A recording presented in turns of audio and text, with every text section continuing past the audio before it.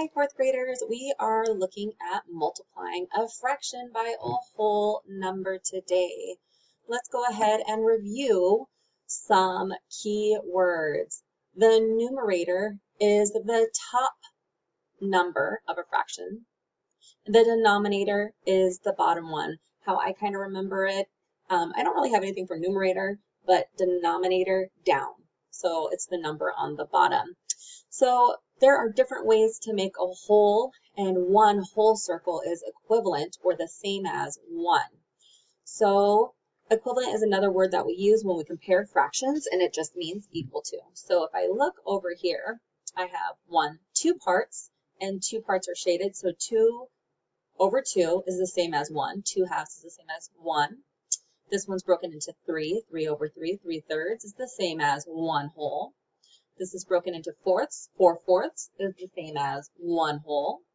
5/5, 1, 2, 3, 4, 5, they're all shaded, is 1 whole, 5/5. And 6/6, 1, 2, 3, 4, 5, 6, they're all shaded, is the same as 1 whole.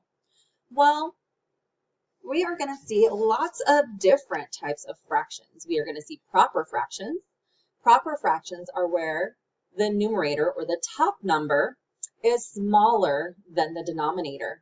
When the numerator is larger than the denominator, it's called an improper fraction. So we look over here and we see that the 7 is larger than the denominator.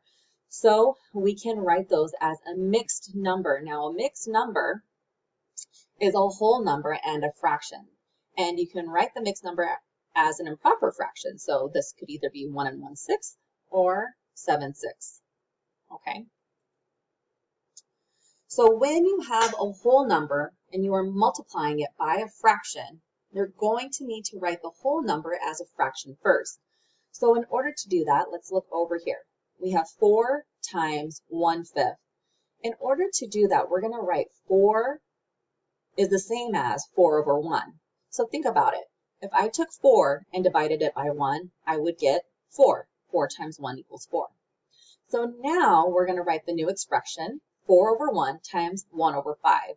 We're going to multiply straight across. So first we multiply the numerators. 4 times 1, we get 4.